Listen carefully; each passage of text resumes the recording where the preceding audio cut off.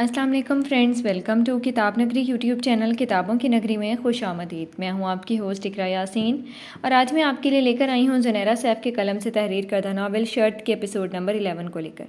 اس episode کو start کرنے سے پہلے آپ جلدی سے کر لیجئے اپنے چینل کو سبسکرائب، ویڈیو کو لائک اور کلک کر لیجئے بیل آئیکن کو۔ اب آتے ہیں ایپیسوڈ کی جانب۔ اسفن سنو، وہ دیر سے کمرے میں آئی تھی اور وہ بیڈ سے ٹیک لگائے لیپ ٹاپ سامنے رکھے اس پہ جھکا ہوا تھا جب اس کے سامنے دودھ کا گلاس کیا تھا، اور وہ بھی ساتھ بیٹھی تھی جبکہ ٹانگیں بیڈ سے نیچے لٹک رہی تھیں اور ٹیڑھی ہو کر بیٹھی تھی۔ گلاس پکڑ کے سائڈ پر رکھ دیا اور ہنوز نظریں لیپ ٹاپ پر تھیں اور انگلیاں متحرک تھیں۔ کیا تمہارا جبرائیل لالا سے رابطہ ہے؟ مطلب ان سے ان دنوں میں بات ہوئی ہے؟ اس کے ہاتھ یکلخت ہی رکے تھے، گردن کی گلٹی ابھر کر معدوم ہوئی تھی، اور گردن گھمائے اس کی جانب دیکھا جب اپنے دہان میں ٹانگیں اوپر کی اب بالوں کا جوڑا کھول رہی تھی۔ اس کے چہرے کو دیکھتے اس نے اندازہ لگانا چاہا تھا کہ وہ کیا پوچھنا چاہ رہی تھی۔ سادہ چہرہ تھا اور اب وہ اسے دیکھ رہی تھی جو ٹکٹکی باندھے اسے نظروں کی گرفت میں اسے رکھے ہوئے تھا۔ ایسے کیا دیکھ رہے ہو؟ اس نے دھیان بٹانا چاہا تھا خود پر سے۔ شوہر ہوں تمہارا، دیکھ سکتا ہوں۔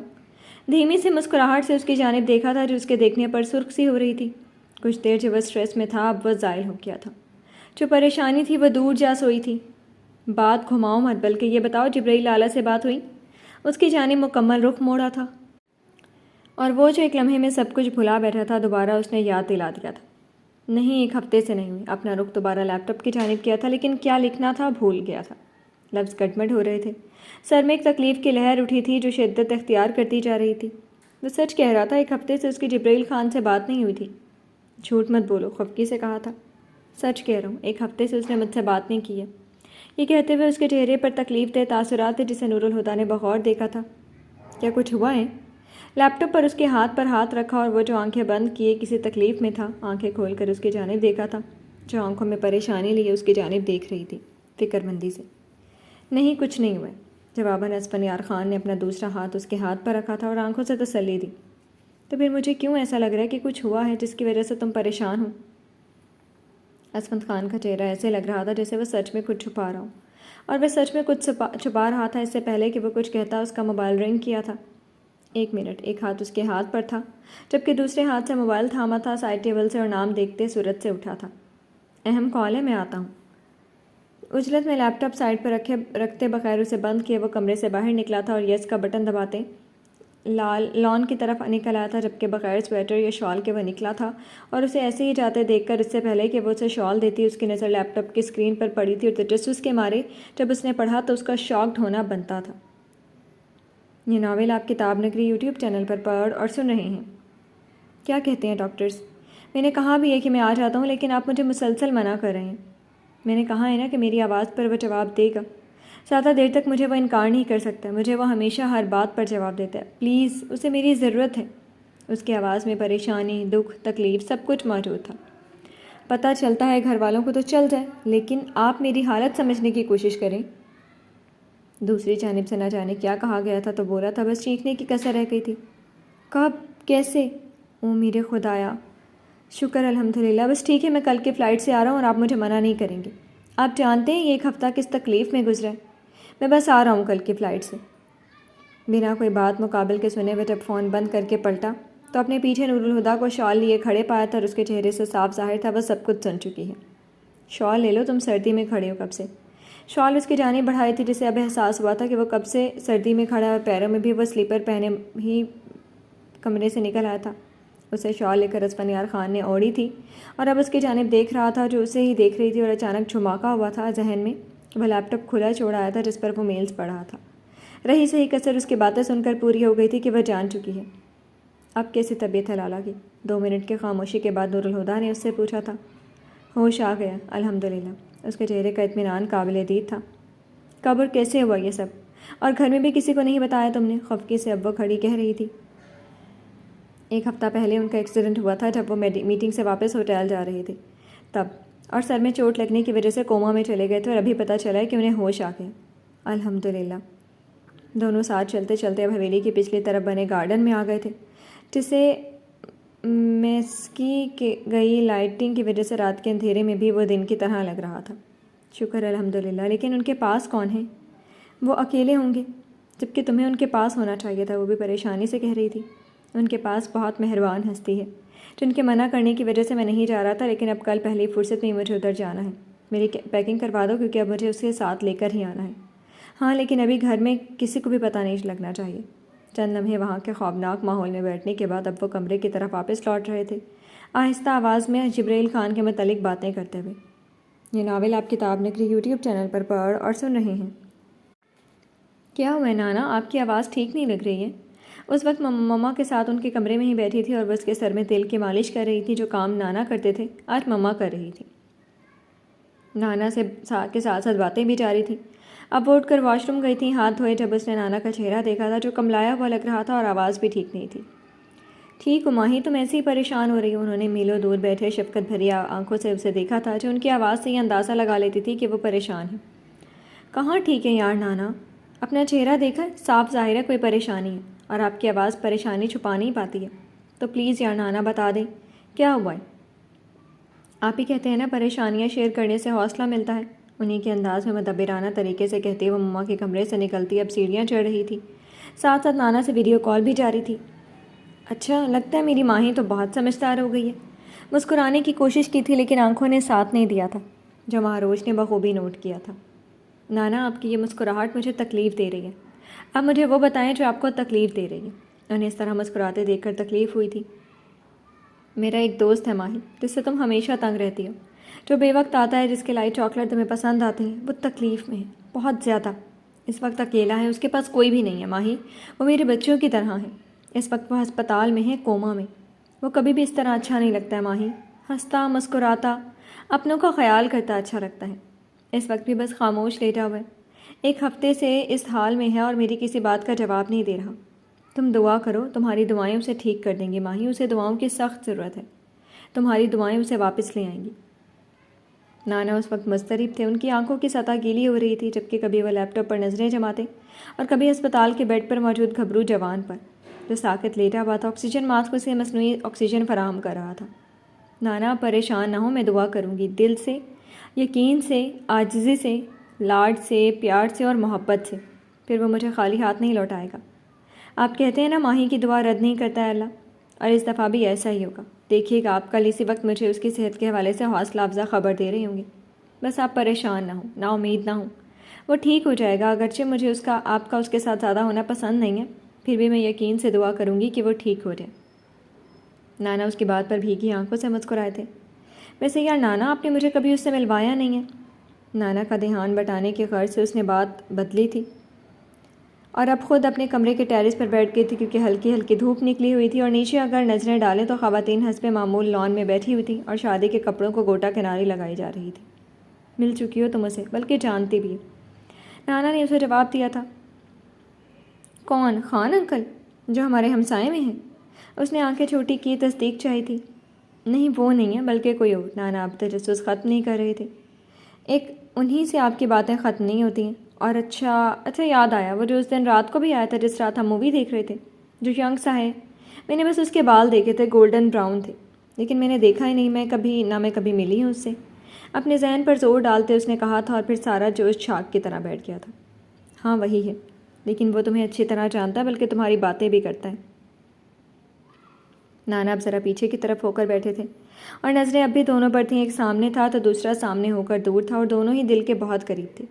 کیا باتیں کرتے ہیں میری، اور مجھے کیسے جانتا ہے، کیونکہ ہم کبھی ملے ہی نہیں ہیں۔ اب اس کی آنکھوں میں حیرت جمع ہوئی تھی۔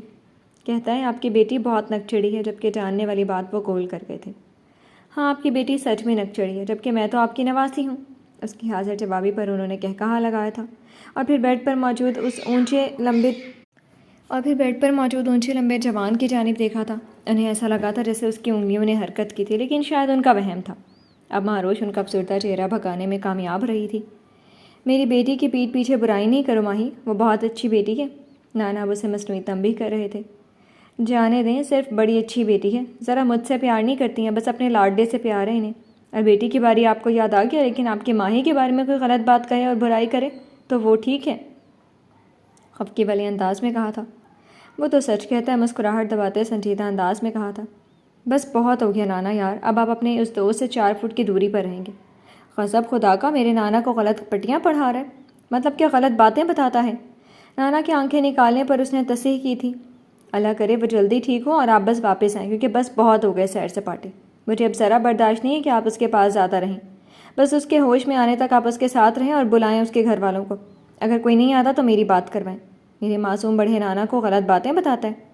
اس سے زیادہ وہ نہیں تھی سن سکتی، اور نانا اس کی باتوں پر اب ہنس رہے تھے، جبکہ آکسیجن ماسک لگے چہرے کے ہونٹوں پر بھی ہلکی سی مسکراہٹ آئی تھی، اور انگلیاں اب دوبارہ حرکت کر رہی تھی جو فی الحال نانا کی نظروں سے مخفی تھی۔ یہ ناول آپ کتاب نگری یوٹیوب چینل پر پڑھ اور سن رہی ہیں۔ ماہی، میرے دوست کو ہوش آ گیا، نانا نے اگلے دن ہی اسے کال کر کے بتایا تھا، جس پر اس نے انہیں مبارکباد دی تھی، اور وہ بہت خوش ہو رہے تھے، جو خوشی ان کی آواز سے چھلک رہی تھی۔ نانا، کیا وہ بہت پیارا ہے؟ اسے اب اندیکھے انسان سے جیلسی ہو رہی تھی، جو اس کے نانا کے لیے بہت اہمیت رکھتا تھا۔ ہاں، وہ بہت پیارا ہے، اور مجھے تم بھی پیاری ہو ماہی، بہت زیادہ۔ اسے عدم تحفظ کا شکار ہوتے دیکھ کر انہوں نے کہا تھا۔ آپ کہیں بہلا تو نہیں رہے ہیں مجھے؟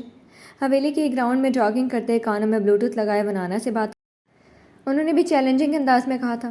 ہرگز نہیں، کیونکہ میں اپنے نانا کی بیٹی ہوں، جسے بہلانا اتنا آسان نہیں ہے۔ پیارے نانا، آہستہ آہستہ بھاگتی اب وہ رک گئی تھی۔ جانتا ہوں۔ اچھی بات ہے نانا۔ یہ ناول آپ کتاب نگری یوٹیوب چینل پر پڑھ اور سن رہے ہیں۔ بابا سے اس کی بات نہیں ہوئی تھی اس سب کے بارے میں، کیونکہ بابا اپنی فلائٹ کے معاملے میں آج کل اسلام آباد میں بزی تھے اور حویلی نہیں آ رہے تھے، جبکہ یہاں کے حالات سے مکمل آگاہی تھی۔ کل اسلام آباد سے واپسی پر بابا اس کے کمرے میں اب آئے تھے اور اسے روتے دیکھ کر اسے چپ کروانے کی کوشش کی تھی، اور جانے کے باوجود وجہ دوبارہ پوچھی تھی، جس پر اس کا دل کٹا تھا۔ بابا، سب لوگ مجھے مغرور، گھمنڈی، ضدی، بدتمیز کہتے ہیں، مجھے صرف اپنی کرنے اور ماننے والی کہتے ہیں۔ مجھے یہی مشورہ دے رہے ہیں کہ ابھی شادی میں کیا حرج ہے، بعد میں بھی تو کرنی ہے، تو ابھی کیوں نہیں؟ لیکن ایک سانس لینے کا رکی تھی، لیکن وجہ کسی نے نہیں پوچھی۔ دل زخمی تھا، روح زخمی ہو رہی تھی، سمجھنے والا کوئی نہیں تھا۔ کسی نے یہ نہیں پوچھا کہ ابھی کیوں نہیں کرنا چاہتی ہو، وجہ تو بتاؤ، وجہ کیا ہے؟ مجھے یقین تھا آپ کم از کم پوچھیں گے، لیکن بابا آپ بھی ان حویلی والوں کے ہمنوا دکھائی دے رہے ہیں، مجھ سے اس بارے میں بات ہی نہیں کی۔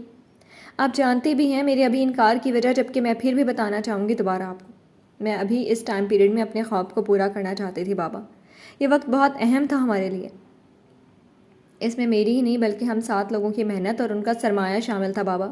ابھی ہم نے اپنے خواب کو حقیقت کی شکل دینی تھی، اور اس خواب کو حقیقت کرنے میں ہم نے کتنا انتظار کیا بابا، آپ سے بہتر کون جانتا ہے۔ لیکن آپ کے پیچھے ہٹتے قدموں نے میرا دل توڑا ہے بابا، کسی اور کے الفاظ نے۔ کسی نے بھی اتنی تکلیف نہیں دی ہے بابا جتنی آپ کی خاموشی نے دی۔ آپ کو پتہ ہے آپ کی خاموشی نے میرا دل اتنی خاموشی سے توڑا ہے کہ اس کی آواز بھی کسی کو نہیں آئی، اور اب یہ اتنے ٹکڑوں میں تقسیم ہو چکا ہے کہ اب جڑنا ناممکن ہے۔ بھاری آواز میں آنسوؤں کی آمیزش شامل تھی جب تھوڑی سے ٹپک رہے تھے۔ یہ میرا پہلا اور آخری خواب تھا بابا، جسے حقیقت میں دیکھنا اس کی تعبیر تھا، کیونکہ مجھے کبھی خواب دیکھنے ہی نہیں پڑے تھے، اس لیے میرے بابا ایسے اسے خواب ہی ہونے ہی نہیں دیتے تھے۔ اور میں نے کہیں پڑھا تھا کہ ضروری نہیں ہر خواب کی تعبیر ہو، کچھ خواب بغیر تعبیر کے ہوتے ہیں، تو شاید یہ میرا خواب بغیر تعبیر کے اختتام کو پہنچائے۔ آنسو پہلی دفعہ ابل ابل کر آ رہے تھے، اور یہ آخری دفعہ نہیں تھے۔ وہ نہیں جانتی تھی اس کے لیے وہ جنگ لڑ کر آئے تھے، اپنے پوری اختیارات استعمال کر کے بھی وہ ناکام لوٹے تھے۔ انہوں نے ہر طریقے سے جبرائیل خان سے رابطہ کرنے کی کوشش کی تھی، لیکن کامیاب نہیں ہو پائے تھے۔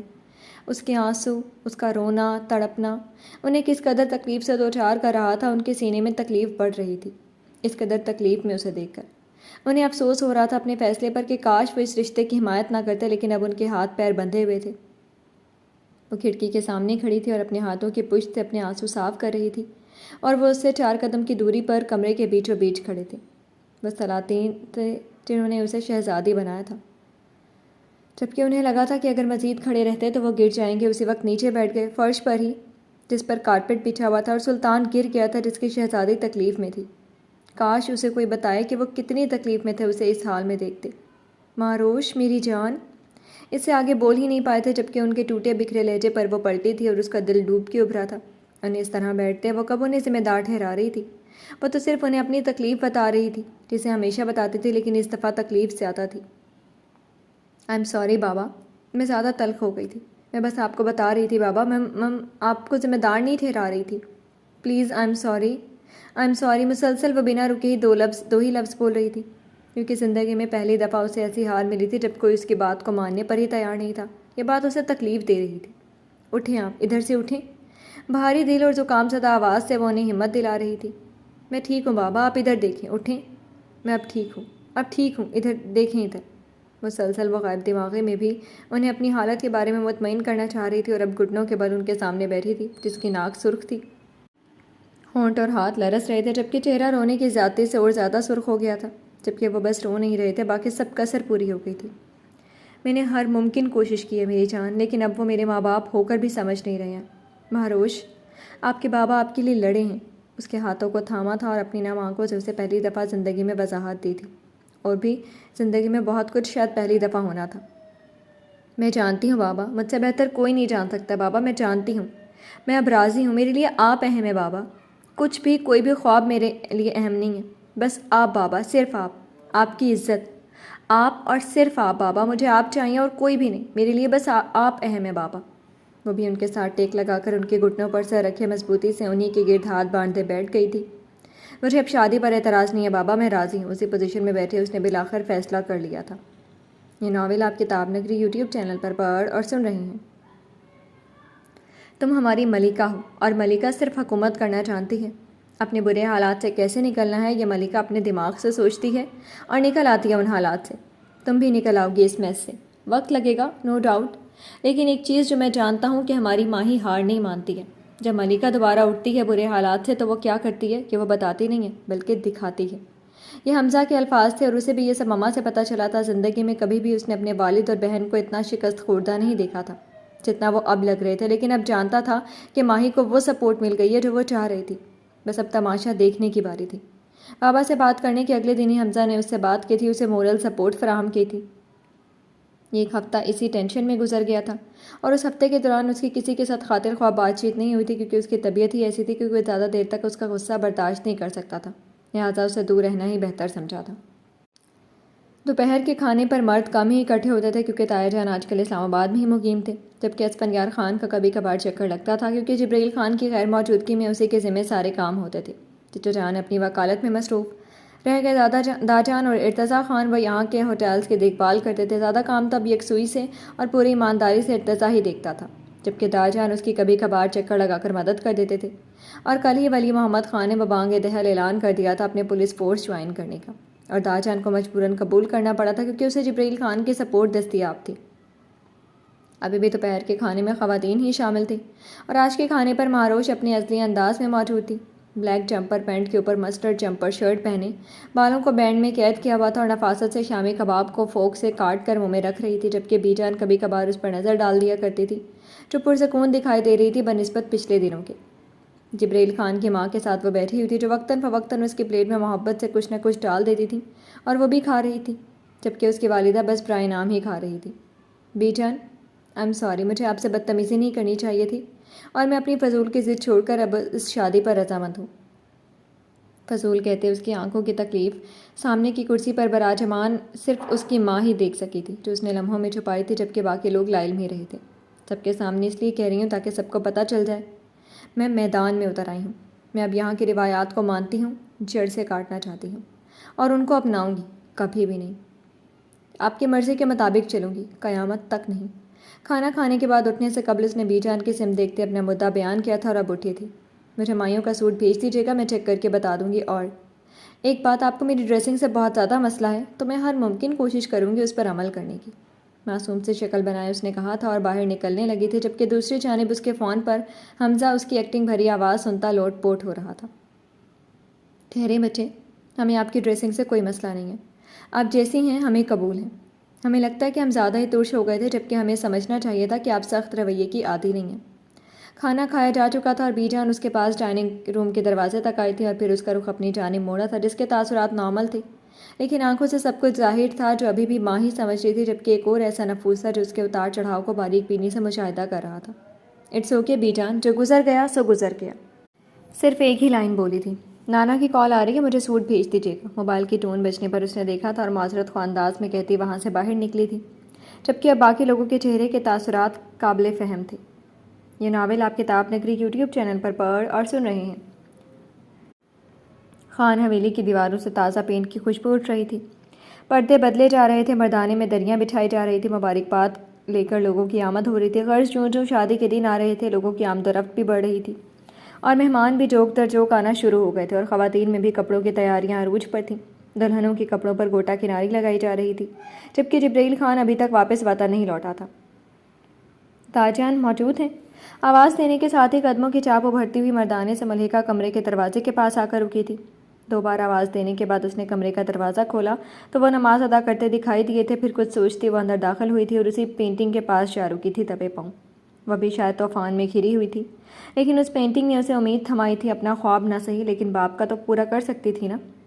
کیا سبق ملا ہماری بیٹی کو آج اس پینٹنگ سے؟ اچانک ہی داجان بھی اس کے ساتھ آ کھڑے ہوئے تھے۔ پتہ نہیں، میں ابھی اسی کو سمجھنا چاہتی ہوں۔ مجھے آپ سے بات کرنی تھی، اگر آپ فری ہیں۔ وہ گرم جوشی مفقود تھی جو داجان سے ملتے اس کی طبیعت کا حصہ ہوتی تھی۔ بچے، آپ کو مجھ سے بات کرنے کے لیے انتظار کرنے کی کیا ضرورت ہے، یا میرے فارغ ہونے کا کیوں انتظار ہے؟ آپ بات کر سکتی ہیں، ادھر آئیں، سکون سے بیٹھیں اور بتائیں کیا بات کرنی ہے۔ اپنے ساتھ چلتے صوفے کی جانب اشارہ کیا تھا۔ ایسے ہی ٹھیک ہوں داجان، ان کی پیروی نہیں کی تھی اور اپنی جگہ پر ہنوز کھڑی تھی۔ میری رضامندی آپ تک پہنچ چکی ہوگی۔ بات شروع کرنے کے ساتھ ہی ان کے تاثرات ملاحظہ کیے تھے، جن سے صاف پتہ چل رہا تھا کہ اس کا اندازہ ٹھیک تھا کہ اصل گیم پلیئر داجان تھے، جبکہ بی جان تو صرف مہرہ تھی اور ان کے منہ میں بھی داجان کی زبان بول رہی تھی، جو خود پیار جتاتے تھے اس سے، جبکہ اصل مسئلہ ہی انہیں تھا، کیونکہ بی جان بہت سافٹ تھی ہمیشہ سے اور اب وہ سخت بن رہی تھی، جو کہ داجان کی وجہ سے تھا۔ اب وہ مسکرا کر اسے دیکھ رہے تھے۔ جانتا ہوں بچے، آپ کی بی جان آگاہ کر چکی ہیں۔ بی جان نے آپ کو پوری بات نہیں بتائی ہے، صرف آدھی بتائی ہے۔ اس نے طرف کا پتا پھینکا تھا اور اب کی دفعہ وہ چونکے تھے۔ کیا مطلب؟ کیا نہیں بتایا انہوں نے ہمیں؟ پریشانی آنکھوں سے اور چہرے سے جھلکنے لگی تھی۔ میری شرط۔ ہاتھ اب سینے پر باندھے تھے اور آنکھیں چھوٹی کہ ان کے چہرے پر فوکس کیا تھا، جبکہ چہرے پر اطمینان تھا جو داجان کے لیے خطرے کی گھنٹیاں بجا رہا تھا۔ لیکن آپ تو شرائط پر رشتوں کے بنیاد کے خلاف ہیں۔ اس کی بات اسے لوٹائی تھی۔ میں خلاف ہوں داجان، آپ نہیں ہیں، ہے نا؟ تو اعتراض کیسا؟ جان تو لیں، بلکہ مجھ سے پوچھے میری شرط کیا ہے۔ اب وہ معصوم بنتی بیڈ پر بیٹھ گئی تھی اور ان کی جانب دیکھ رہی تھی، جن کے چہرے کے تاثرات ناقابل فہم ہو رہے تھے۔ کیا ہے آپ کی شرط؟ ضبط کرتے انہوں نے اسی کے انداز میں پوچھا تھا جو انہیں گھیر رہی تھی، اور اب وہ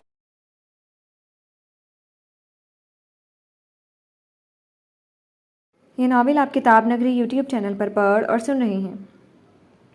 ارتضیٰ کدھر ہو؟ اس کے کمرے کا دروازہ کھٹکھٹاتے پریسا دانینہ بندر داخل ہو رہی تھی۔ ارتضیٰ یہاں نہیں ہے۔ کمرے میں موجود ارتضیٰ کے بجائے حمزہ کو دیکھا تھا، جو شاید کہیں جانے کی تیاریوں میں تھا اور اب پرفیوم رکھے اس کی جانب دیکھ رہا تھا۔ وہ تو نہیں ہے، حمزہ نے اپنے کوٹ کے بٹن بند کرتے کہا تھا، اور اپنی گاڑی کی چابیاں اٹھائی تھی۔ نکلنے سے قبل اس کی تیاری مکمل تھی، جبکہ وہ بھی بڑی چادر اوڑھے کہیں جانے کی تیاری میں تھا اور کندھے پر بیگ لٹک رہا تھا، جبکہ ہاتھ اب مصروف انداز سے ارتضیٰ کا نمبر ڈال کر رہے تھے۔ آپ کو کہیں جانا ہے؟ اس کے تیاری کو دیکھتے پوچھا تھا۔ ہاں جانا تو ہے، بہت ضروری ہے، اپنے کلائنٹ سے ملنا ہے، جبکہ ارتضیٰ پتہ نہیں کہاں چلا گیا۔ اچانک چونکتے ہوئے دروازے سے ہٹی تھی، کیونکہ حمزہ چلتے چلتے دروازے کے قریب آ گیا تھا۔ اگر آپ مناسب سمجھے تو میرے ساتھ آ جائیں، کیونکہ میں ابھی نکل رہا ہوں۔ حمزہ نے خلوص دل سے پیشکش کی تھی۔ لیکن آپ کو دیر ہو جانی ہے، اس نے حمزہ کی پریشانی کے لحاظ سے کہا تھا۔ آپ کو ادھر ہی مظفر آباد میں جانا ہے نا؟ حمزہ نے یقین دہانی چاہی تھی۔ آپ کو کیسے پتہ؟ مخصوص وکیلوں والے انداز میں تفتیشی انداز اپنایا تھا۔ ابھی آپ غالباً کسی کو مطلع کرتی ہی ادھر آئی ہیں، میں گاڑی سٹارٹ کرنے لگا ہوں، جا کر آپ تشریف لے آئیں۔ وضاحت دیتا وہ کمرے سے نکلتا سیڑھیوں کی جانب بڑھا تھا، جبکہ وہ بھی مصروف سی اس کے پیچھے ہو لی تھی۔ یہ ناول آپ کتاب نگری یوٹیوب چینل پر پڑھ اور سن رہے ہیں۔ کیا ہے یار، جلدی سے ٹھیک ہو جاؤ اور میری شادی میں خود بھی دلہا بننے کے لیے تیار ہو جاؤ۔ اسفندیار خان کو امریکہ 1 ہفتہ ہو چکا تھا اور اب اسے ڈاکٹرز نے اس کے اصرار پر اسے ڈسچارج کر دیا تھا، اور وہ مہروش کے نانا کے اپارٹمنٹ میں موجود تھے اور روزانہ ایک ڈاکٹر اور نرس اس کا چیک اپ کرنے لازمی صبح شام آتے تھے۔ کیا مطلب؟ میں انکار کر کے آیا تھا اور داجان بھی راضی تھی کہ ابھی صرف تمہاری شادی ہونی ہے۔ اس کی کمر کے پیچھے تکیہ رکھتے اسفندیار خان نے خود کو کوسا تھا۔ یار تو ایک دفعہ ٹھیک ہو لے، پھر اس بارے میں پاکستان جا کر بات کرتے ہیں۔ اسے ابھی واک کروا کر واپس کمرے میں لایا تھا۔ اسفندیار خان اور نانا کہیں باہر گئے ہوئے تھے اور اس وقت وہ دونوں اکیلے تھے یہاں اپارٹمنٹ میں۔ اسفی، مجھے پوری ڈیٹیل بتا، اور یہ پکڑو میرے موبائل فون کا سارا ڈیٹا ریکور کرو۔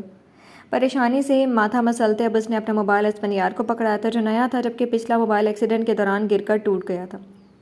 اسفندیار خان اسے اب ساری تفصیل بتا چکا تھا، جس کا لب لباب یہ تھا کہ اب شادی کے کارڈ بڑھ چکے تھے اور پورے خاندان میں یہ بات پھیل چکی ہے کہ خاندان کے دونوں بڑے سپوتوں کی شادی ہے، جبکہ مہروش اب راضی ہو چکی ہیں، جو اب رویہ ناقابل فہم تھا جبرائیل کے لیے۔ مہروش کیسے مان گئی ہیں اس کے لیے، جبکہ وہ واضح طور پر منع کر چکی ہیں مجھے؟ جبرائیل خان کے لیے تفتیش کا باعث تھی۔ یہ ایک لمبی کہانی ہے یار، لیکن انہیں جبراً راضی کیا گیا، یہ کنفرم ہے۔ اسی کے ساتھ اب اسفندیار خان بھی بیٹھا ہوا تھا بیڈ پر، اور چند لمحوں میں اسفندیار خان نے اس کی جانب بڑھایا تھا اس کا موبائل۔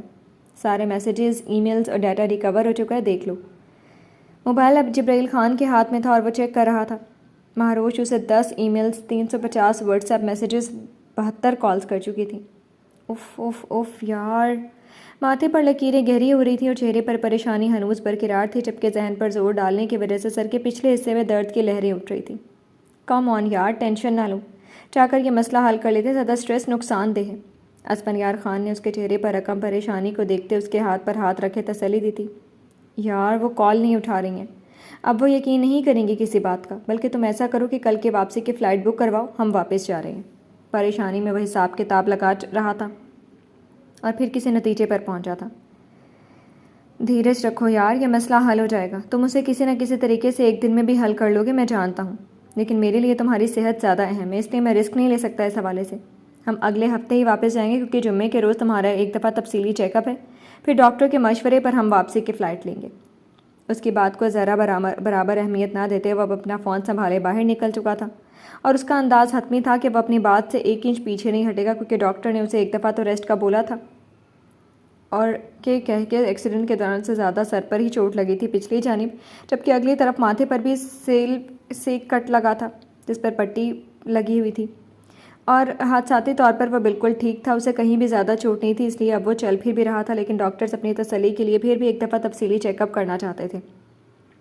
جبکہ جبرائیل خان کی انگلیاں مہروش کے نمبر پر متحرک تھیں، ایک دفعہ اور یہ جانتے ہوئے بھی کہ اب وہاں سے رسپانس آنا مشکل ہے، اور میلوں دور حویلی کی اوپری منزل پر جائیں تو جبرائیل خان کے کمرے کے ساتھ والے کمرے میں مہروش ابراہیم مسلسل غیر ملکی نمبر کو اگنور کر رہی تھی۔ مسلسل رنگ کرنے کی وجہ سے اس کے ساتھ بیٹھا حمزہ تنگ آتے اسے اٹھانے کے لیے کہہ رہا تھا، جبکہ مہروش اس نمبر کو بلاک کر چکی تھی، اور اگلے پورے ہفتے اسے کئی انٹرنیشنل نمبر سے کالز موصول ہوتی رہی تھی، جسے اس نے ماتھے پر بل ڈالے بغیر اگنور کیا تھا، کیونکہ شاید اس کے علم میں تھا کہ یہ کون ہو سکتا ہے۔ یہ ناول آپ کتاب نگری یوٹیوب چینل پر پڑھ اور سن رہے ہیں۔ ہمیں ہر کوئی نہیں سمجھ سکتا کیونکہ ہر بات ہر کسی کے لیے نہیں ہوتی، لوگ ہمارے نظریات کو نہیں سمجھ سکتے کیونکہ ہو سکتا ہے جو ہمارے لیے اہمیت رکھتے ہیں وہ کسی اور کے لیے ذرا برابر بھی اہم نہ ہو، تو لوگوں سے گلہ نہیں کرنا چاہیے ہمیں نہ سمجھنے پر۔ مجھے بھی ان سے گلہ نہیں ہے کیونکہ مجھے ان سے امید بھی نہیں تھی کہ مجھے سمجھیں گے، مجھے صرف ایک انسان سے گلہ ہے جس نے مجھے امید دلائی تھی، اپنے ساتھ کا یقین دلایا تھا، لیکن وہ ڈرپوک نکلا ہے۔ مجھے اس پر بہت غصہ ہے کیونکہ میرے نزدیک زبان کا پاس رکھنا بہت اہم ہے۔ حمزہ اور یہ لوگ اپنی زبان کا پاس نہیں رکھتے ہیں، اور وہ بھی نہیں رکھتے جنہوں نے مجھے یقین دلایا تھا۔ ماہی اتنی جلدی رائے قائم نہیں کرتے ہیں، ہو سکتا ہے کہ ان کے ساتھ کوئی پرابلم ہو گئی ہو۔ حمزہ نے اسے انتہا پر پہنچنے سے روکا تھا اور تصویر کا دوسرا رخ بھی دکھانے کی کوشش کی تھی۔ لیو دس ٹاپک حمزہ، مجھے یہ بتاؤ کہ تمہارے اسپتال کی انتظامیہ میں کوئی بہتری آئی ہے یا نہیں؟ قطعی انداز میں کہتے اس نے بات ہی بدل دی تھی، اور حمزہ جانتا تھا کہ وہ اب جتنی بھی کوشش کر لیتا وہ اس موضوع پر بات نہیں کرے گی، تو اس نے بھی موضوع سے ہٹ جانا ہی بہتر سمجھا تھا۔ یہ ناول آپ کتاب نگری یوٹیوب چینل پر پڑھ اور سن رہے ہیں۔ میں اپنی پاور آف اٹارنی مہروش کے نام کر چکا ہوں کیونکہ حمزہ کو تو کوئی انٹرسٹ ہی نہیں ہے اس سب میں، اس لیے سنبھالنا تو آخر مہروش نہیں ہے۔ فائل کو دراز میں رکھتے ابراہیم صاحب نے اپنی زوجہ کو اطلاع دی تھی، لیکن کیا دا جان اور بی جان اسے بزنس سنبھالنے کی اجازت دیں گے؟ کیونکہ جیسے بھی حالات ہیں مجھے یہ سب ممکن نہیں لگ رہا ہے۔ ان کے لیے کپڑے نکالتے زارا افندی نے پریشانی سے ان کی جانب دیکھا تھا، اور اب ان کے ہونٹوں پر ایک مسکراہٹ آئی تھی۔ داجان راضی ہو چکی ہیں، وہ اسے منع نہیں کریں گے، ویسے بھی ہمارے عمرے پر جانے کے بعد مہروش باقاعدہ بزنس جوائن کر لیں گی۔ کیا مطلب؟ کیسے داجان راضی ہوئے؟ کپڑے وہیں لٹکاتے وہ ان کے پاس آئی تھی جو اب واش روم جانے لگے تھے۔ مہروش نے اس شادی کے لیے یہ شرط رکھی ہے، ان کو پریشانی سے نکالنے کے لیے انہوں نے سیدھی بات کی تھی۔ شرط؟ وہ اب بھی ناسمجھی سے انہیں دیکھ رہی تھی۔ ادھر آئیں، بیٹھیں اور بات سنیں غور سے۔ انہیں ساتھ لیے وہ بیڈ پر بیٹھے تھے۔ کچھ دیر کے لیے پیچھے چلتے جب مہروش داجان سے اپنی شرط کے بارے میں بات کر رہی تھی۔ داجان صوفے پر بیٹھے تھے اور مہروش ان کے سامنے بیڈ پر سکون سے ٹانگ پر ٹانگ رکھے انہیں دیکھ رہی تھی۔ میری صرف ایک چھوٹی سی شرط ہے کہ مجھے بابا کا بزنس جوائن کرنا ہے پراپرلی، معصوم چہرے سے اس نے کہا تھا، یہ جانتے ہوئے بھی کہ ہمارے خاندان میں بیٹیاں ان سب میں نہیں پڑتی ہیں، پھر بھی آپ یہ اجازت طلب کر رہی ہیں۔ اگر میں اجازت نہ دوں تو؟ اپنی پچھلی بات کے ساتھ سلسلہ کلام جوڑا تھا۔ داجن کچھ چینج بھی تو ہونا چاہیے نا، نئی اور پرانی جنریشن میں، اور پلیز یہ مت کہیں کہ بیٹیاں باہر نہیں نکلتی ہیں جاب کے لیے، جبکہ میرے سامنے 2 مثالیں موجود ہیں اور تیسری آپ کے سامنے موجود ہے۔ بعد میں ان کے سسرال والے کروائیں یا نہیں اس بحث کو رہنے دیں۔ رہی بات کہ آپ مجھے اجازت دیتے ہیں یا نہیں، تو آپ مجھے اجازت ضرور دیں گے داجان، کیونکہ آپ میرے والد کی طرح اب انکار کی پوزیشن میں نہیں ہیں۔ تو رب کا پتہ صحیح وقت پر چلایا تھا، اور آپ کو کیسے لگتا ہے کہ میں انکار کی پوزیشن میں نہیں ہوں؟ محظوظ ہوتے انہوں نے بھی کہا تھا، کیونکہ آپ میرا ان رخصتی پر انکار افورڈ نہیں کر سکتے ہیں داجان۔ یہ بات کہتے مہروش ابراہیم خان کے چہرے پر محظوظ مسکراہٹ تھی اور داجن کے مسکراہٹ اڑن چھو ہو گئی تھی۔ آپ جانتی ہیں آپ کیا کہہ رہی ہیں؟ داجن اپنے جلالی موڈ میں لوٹ رہے تھے۔ جی ہاں، میں افروز خان سے مخاطب ہوں اور افروز خان کے جانتے ہیں کہ مہروش جبرائیل خان اپنی زبان کی کتنی پکی ہے اور وہ میرا انکار افورڈ نہیں کر سکتے ہیں، تو آپ کے پاس کل تک کا وقت ہے مجھے مطلع کرنے کے لیے۔ شان بے نیازی سے کہتے وہ اٹھ کر وہاں سے نکلتی چلی گئی تھی اور یہاں اس کے والدہ محترم اپنی زوجہ کو بیٹی کا کارنامہ سنا رہے تھے۔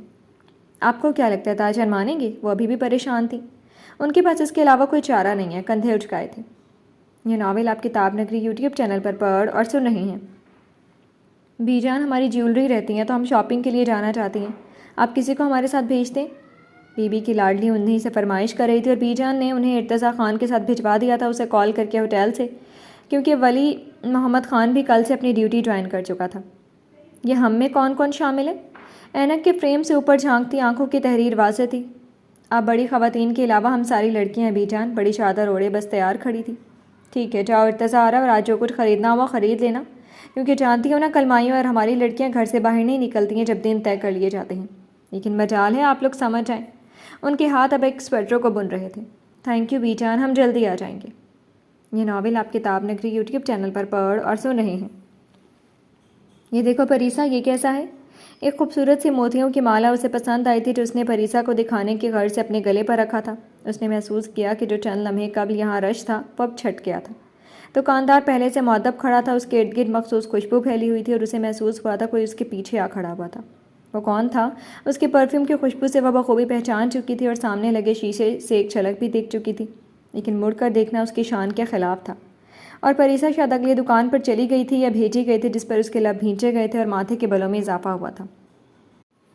تھینک یو، میں پھر کبھی لے لوں گی۔ وہ موتیوں کی مالا ادھر ہی رکھتی وہ بغیر مڑ کے دیکھے ایک سائڈ سے نکلی تھی، لیکن اس کا ہاتھ مقابل کی گرفت میں تھا اور اس کی آنکھ کے اشارے پر دکاندار باہر نکل گیا تھا۔ کیسی ہے مہروش؟ ہاتھ گرفت میں رکھے اس کے سامنے آیا تھا جو اس وقت پر اپنی مخصوص حلیہ میں پینٹ شرٹ پر بڑی سی شال اوڑے کھڑی تھی جو یقیناً بی جان کی ہدایت پر تھی۔ میرا ہاتھ چھوڑیں سردار جبرائیل خان۔ تنے ابرو، ماتھے کے بلوں کے ساتھ چہرہ بھی سختی لیے ہوئے تھا۔ یہ میرے سوال کا جواب تو نہیں ہے، میں نے آپ کی خیریت دریافت کی ہے۔ وہ اب بھی نرمی پر مائل دکھائی دیا تھا۔ اپنی طبیعت کے برخلاف وہ اس کے ساتھ نرمی کر جاتا تھا، پتہ نہیں کیوں۔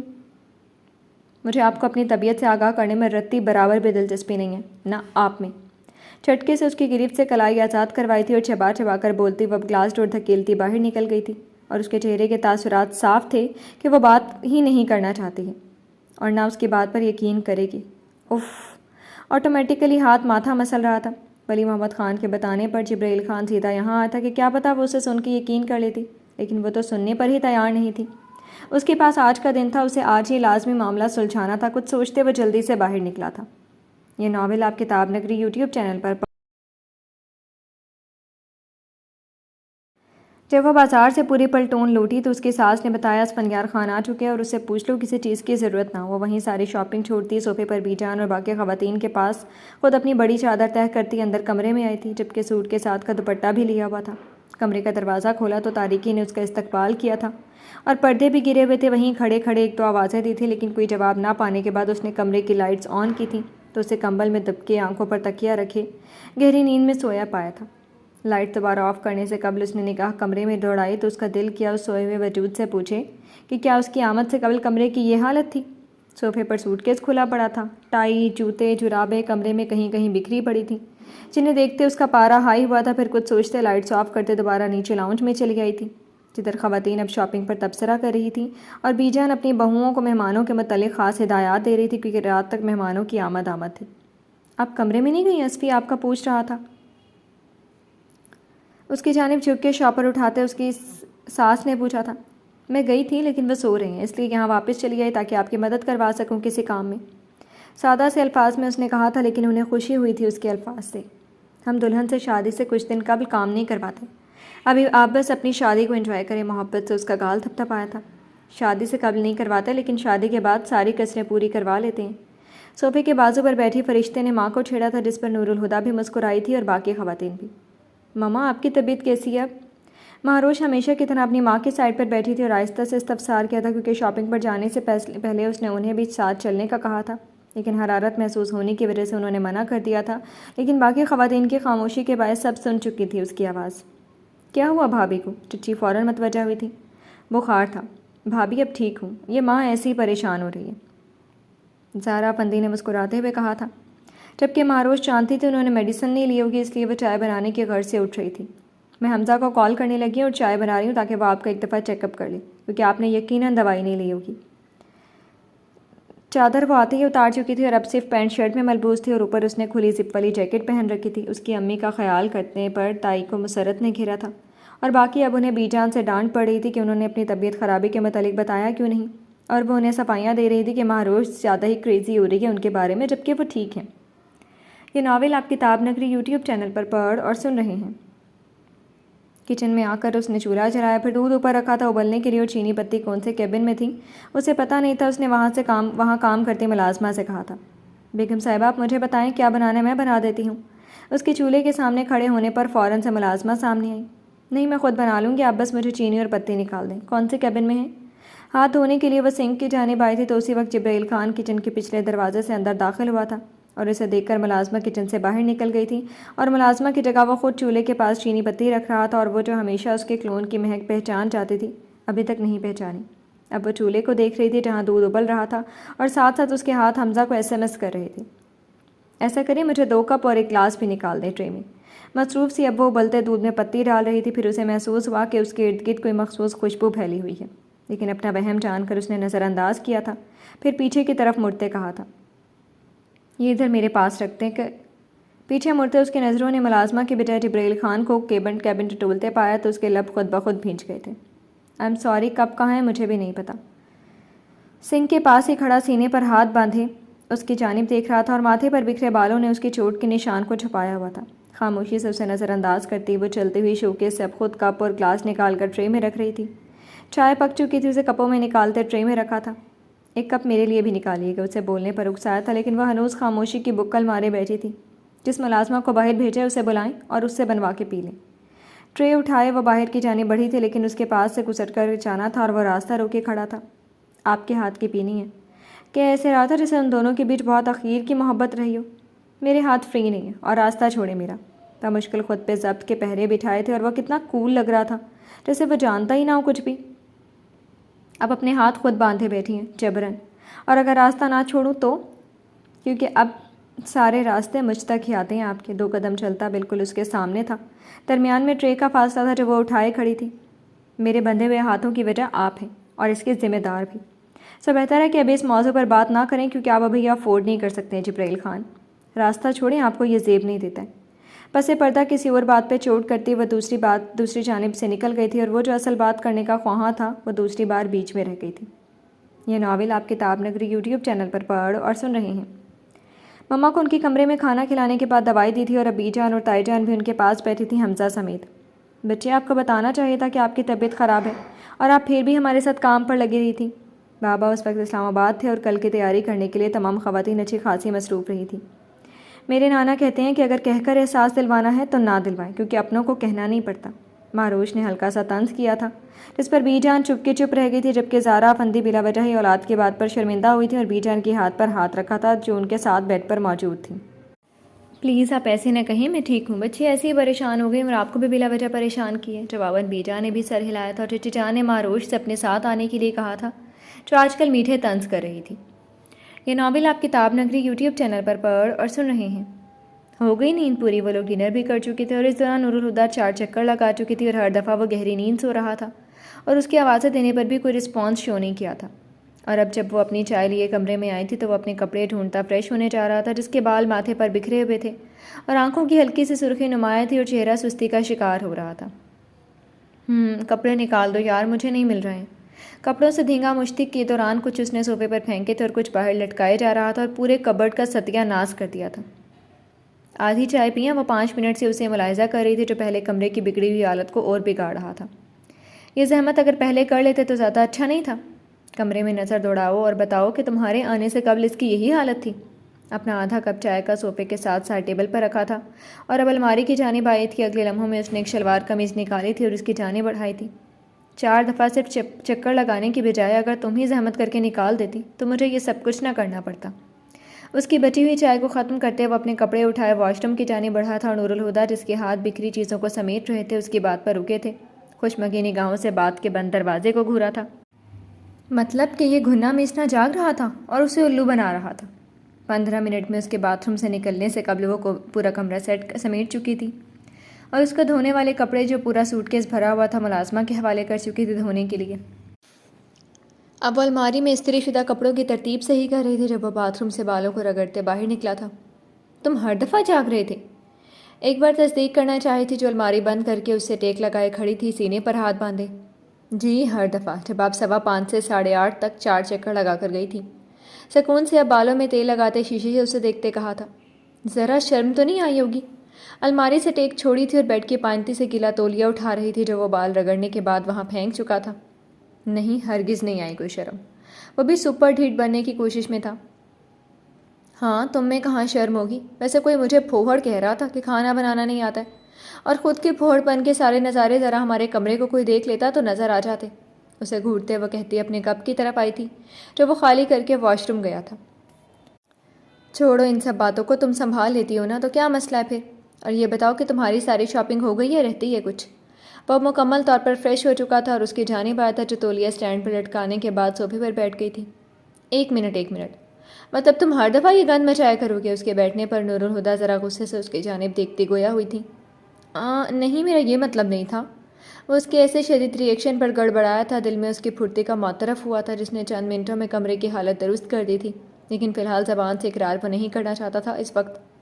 جو بھی مطلب تھا، بلکہ ٹھیک ہے، تم میرے ساتھ ایک ڈیل کرو گی، کچن تم سنبھال لیا کرنا اور تمہارا یہ پھیلایا گند میں سمیٹ لیا کروں گی، ڈونٹ وری۔ پہلا فقرہ غصے کے ساتھ کہا تھا اور پھر آنکھوں میں چمک لیے وہ مسکراتی نگاہوں سے اسے دیکھ رہی تھی کیونکہ اب اپنے مطلب کی بات اس کے ذہن میں آئی تھی جو اس نے کہہ دی تھی، اور آخر میں شان بے نیازی سے اسے کھلے دل سے آفر کی تھی۔ یار، تم شاپنگ کی بات کو چھوڑ کر کن فضولیات میں گھر گئی ہو، اور کیا گند لگا رکھے؟ چھوڑو ان باتوں کو، ہم شاپنگ پر چلتے ہیں۔ وہ دراصل اسے اس موضوع سے ہٹانا چاہتا تھا کیونکہ اس کا اسٹیمنا نہیں تھا کہ اس صبح سویرے اٹھ کر ناشتہ بناتا، کیونکہ اسے نیند سے اٹھنا ایک محاذ لگتا تھا۔ شاپنگ کی بات بھی کر لیں گے ڈیئر ہسبینڈ، اور جو تم نے پھیلاوا بکھیرا ہوا تھا نا، اسے گند ہی کہتے ہیں۔ آئی سمجھ؟ تمہاری شاپنگ کی بات کا جواب میں بعد میں دوں گی، پہلے میری ڈیل کا جواب دو، ورنہ تمہاری شکایت میں مورے سے کر دوں گی۔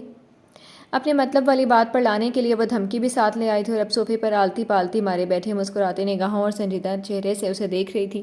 وہ محظوظ ہو رہی تھی، اس کی گند والی بات پر اس کے تاثرات مزہ دے رہے تھے۔ اوکے، لیکن کچھ سوچنے کے لیے چپ ہوا تھا۔ لیکن کیا؟ ٹکڑا جوڑا تھا۔ پہلی بات، تم اب کوئی گند نہیں لگاؤ گی، اور دوسری بات یہ کہ ہفتے کے 3 دن تم ناشتہ بناؤ گی اور کھانا بھی۔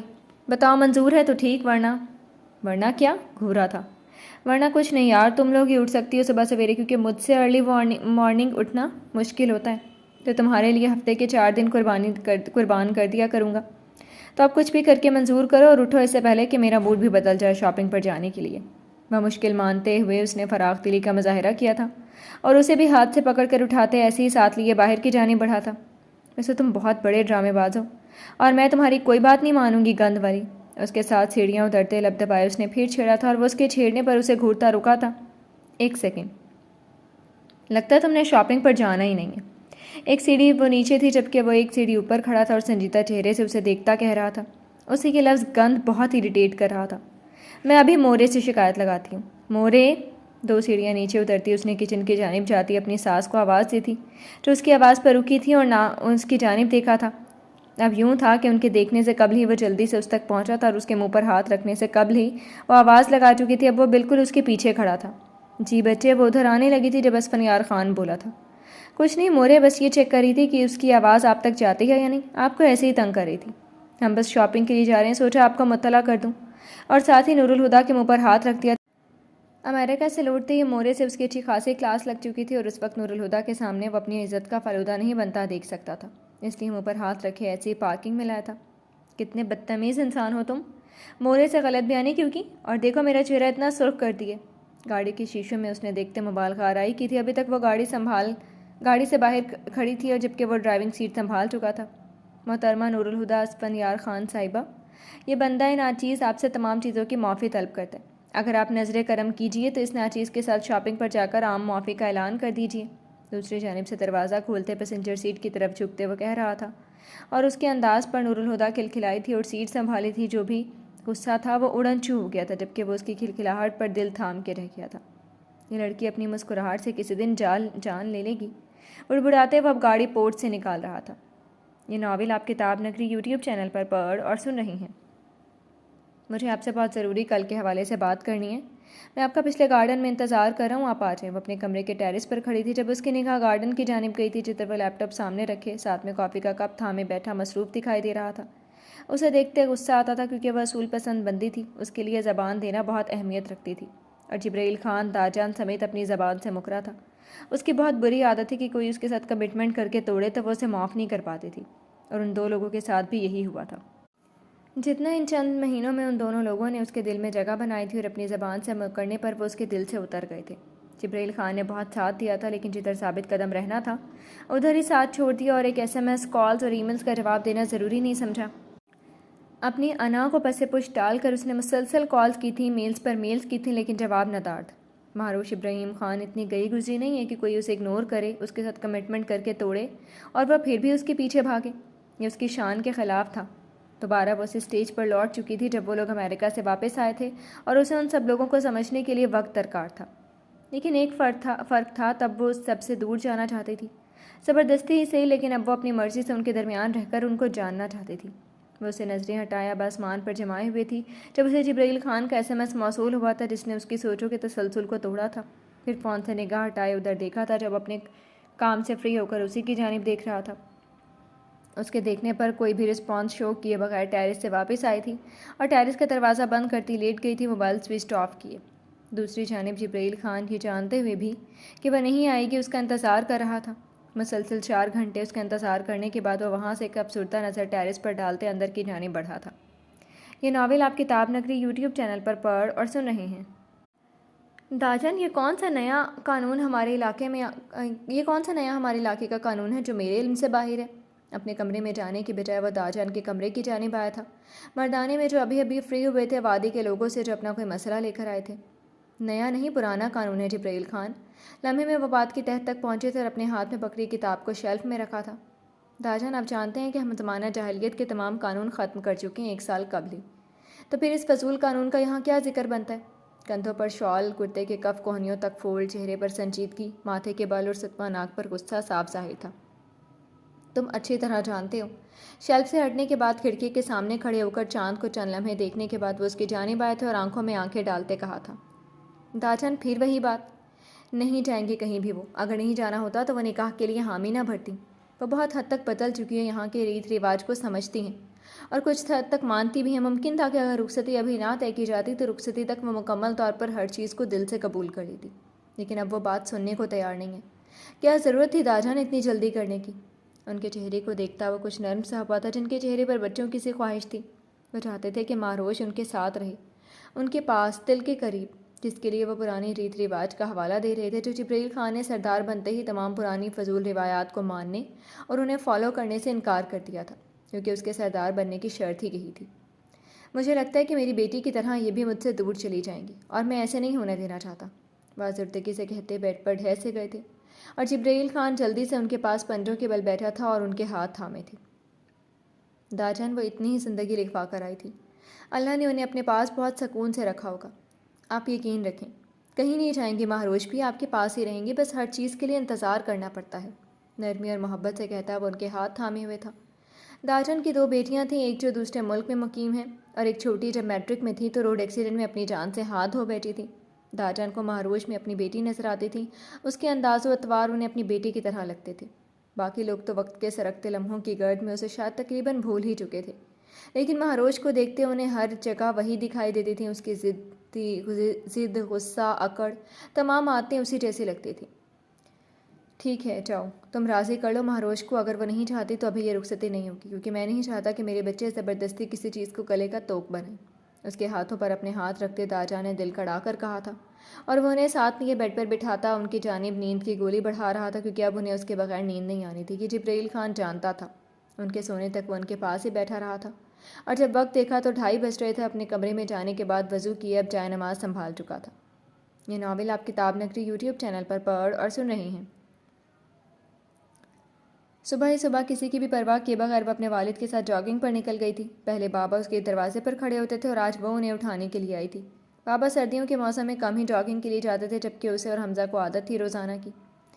میری بس، میں آپ کا مقابلہ نہیں کر سکتا۔ بابا 15 منٹ بعد ہی تھک گئے تھے۔ یار بابا، اچھے خاصے آپ ینگ ہیں۔ یہ کن پٹیوں کے سفید بال تو بس فیشن ہے، اور یہ جو چشمہ لگاتے ہیں یہ اور بھی ہینڈسم بناتا ہے آپ کو۔ کیوں یہ کہہ رہے ہیں کہ تھک گیا ہوں؟ وہ جو پارک کے بینچ پر بیٹھے تھے اب پانی کی بوتل کا ڈھکن کھول رہے تھے، جبکہ مہاروش ان کے سامنے کھڑی گہرے سانس لے رہی تھی۔ یہ جو آپ خوبیاں بیان کر رہی ہیں یہ بھی غالباً بوڑھے ہونے کی نشانی ہے۔ اس کی بات کا جواب پانی کے 2 گھونٹ بھرنے کے بعد دیا تھا۔